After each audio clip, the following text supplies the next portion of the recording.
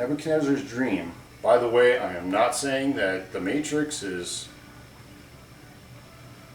biblically based or anything like that. I'm not saying that we should be going to our entertainment industry and getting answers.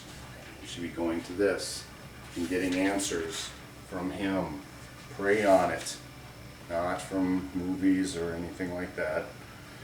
I'm not saying that there aren't movies out there that are scripturally based. What I'm saying is this is where we need to go, and this is where we need to go. So Nebuchadnezzar's dream. In the second year of his reign, Nebuchadnezzar had dreams. His mind was troubled and he could not sleep. So the king summoned the magicians, enchanters, sorcerers, and astrologers to tell him what he had dreamed. So Nebuchadnezzar, it doesn't really say when this happened. So this may have been prior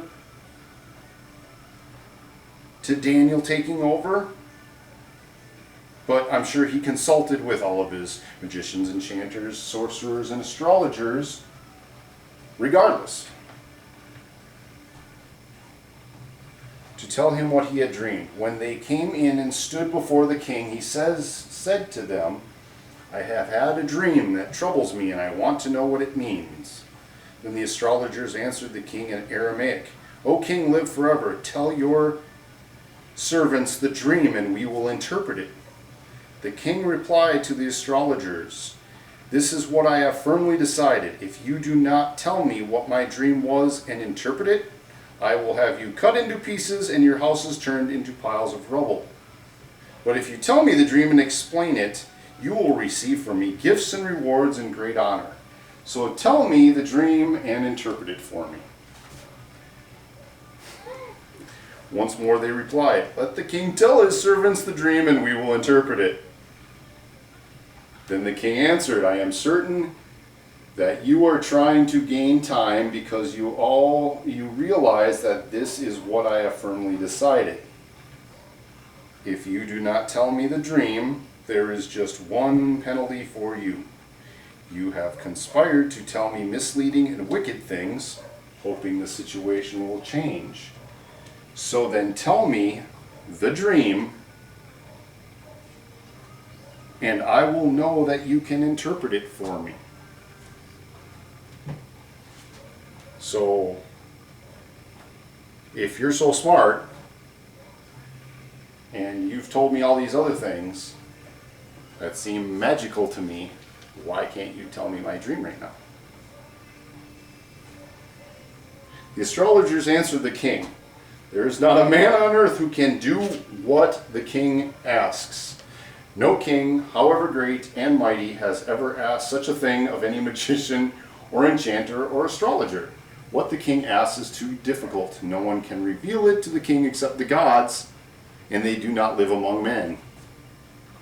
This made the king so angry and furious that he ordered the execution of all the wise men of Babylon. So the decree was issued to put the wise men to death, and men were sent to look for Daniel and his friends to put them to death. When Arioch, the commander of the king's guard, had gone out to put to death the wise men of Babylon, Daniel spoke to him with wisdom and tact. He asked the king's officer, Why did the king issue such a harsh decree? Arioch then explained the matter to Daniel. At this, Daniel went in to the king and asked for time so that he might interpret the dream for him.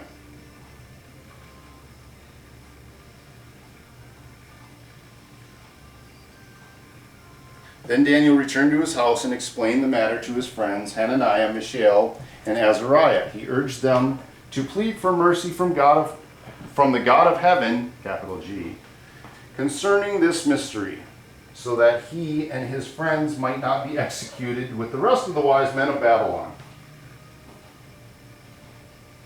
Sorry, my dog is outside barking, except it's not my dog, it's the neighbor's dog, but my dog is probably causing it. During the night, the mystery was revealed to Daniel in a vision. Then Daniel praised the God of heaven and said, Praise be to the name of God forever and ever. Wisdom and power are his. He changes the times and seasons. He sets up kings and deposes them. He gives wisdom to the wise and knowledge to the discerning. He reveals deep and hidden things. He knows what lies in darkness, and light dwells with him.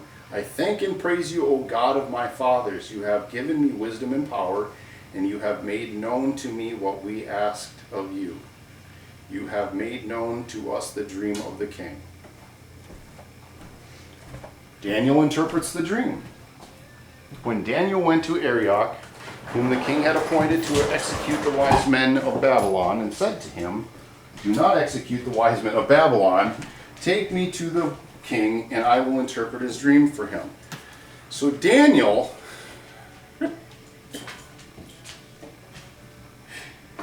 not only saves his neck and the necks of Mishael.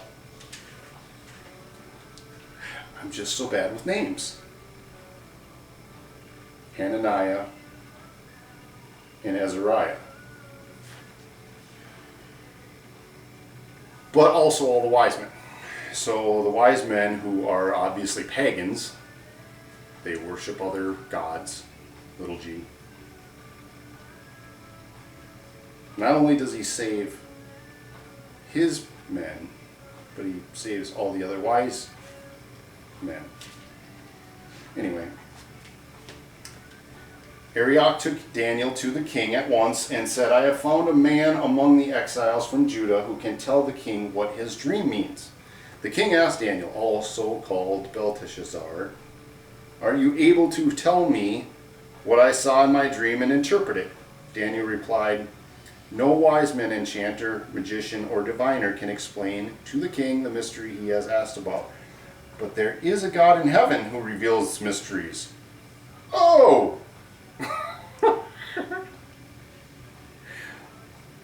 He's not saying I'm going to do it. He's saying no wise man, nobody can tell him this. Except my God. Not taking credit himself. My God. He has shown King Nebuchadnezzar, so God showed the king, what will happen in days to come.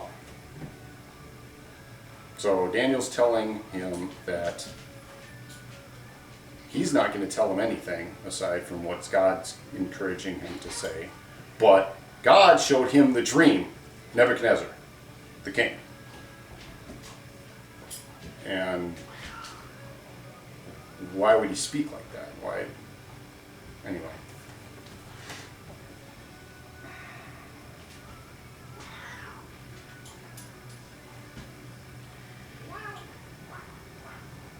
But there is a God in heaven who reveals mysteries. He has shown King Nebuchadnezzar what will happen in days to come. Your dream and your visions that pass through your mind as you lay on your bed are these. As you were lying there, O king, your mind turned to things to come, and the revealer of mysteries showed you what is going to happen. As for me, not because I have greater wisdom than other living men, but so that you, O king, may know the interpretation, and that you may understand what went through your mind. Can you guys stop it, please? Kona, stop. Thank you.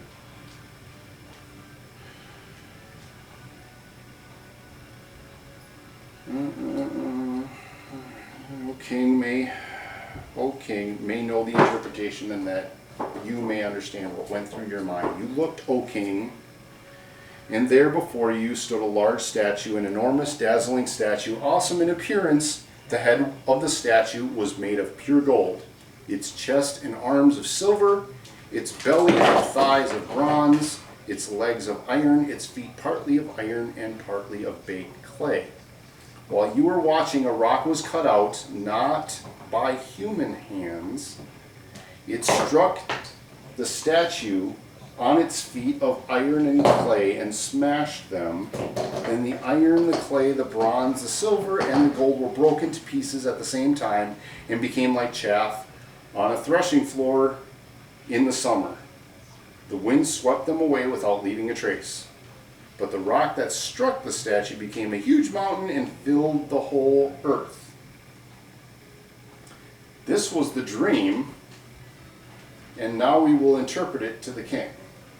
You, O king, are the King of kings. The God of heaven has given you dominion and power and might and glory. In your hands he has placed mankind and the beasts of the field and the birds of the air.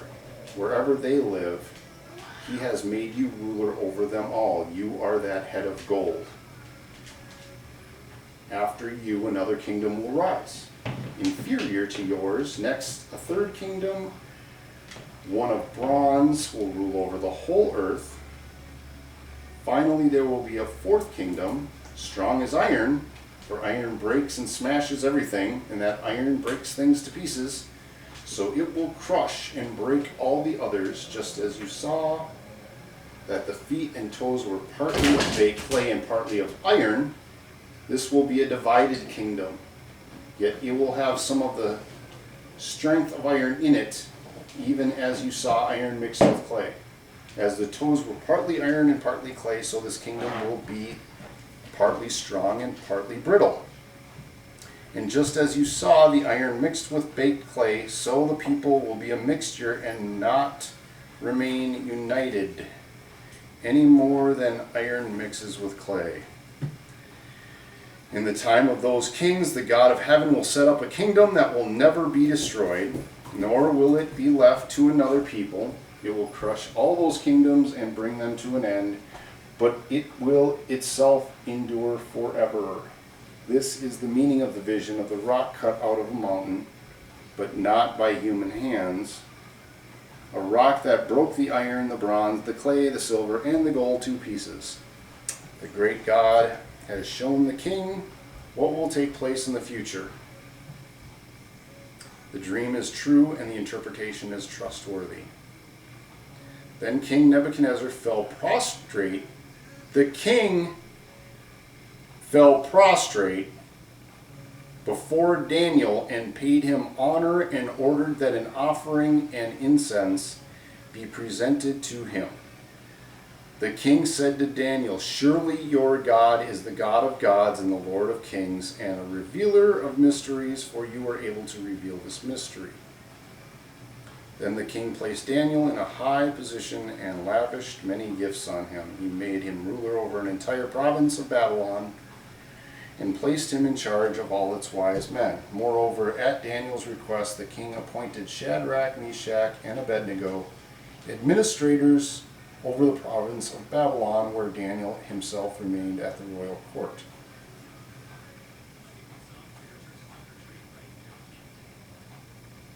So, for a summary, once again, we'll just say that I kind of already went into it, but we'll just whip through it real quick. So, King Nebuchadnezzar has a dream. It is not known to him, and his wise men can't give it to him. He's going to kill every one of the wise men in the entire kingdom. Daniel comes and says, "Give me some time. I'll bring it to you and I'll tell you what it means." And he does. And the king, who is a ruler over how many people, gets down on his hands and knees and bows to Daniel. And wisely talks about how Daniel's God is the God of gods and the Lord of kings. And they end up being the lead wise men of his kingdom. Going into 3, the image of gold in the fiery furnace. Once again, that is another awesome story, but that will be for next time.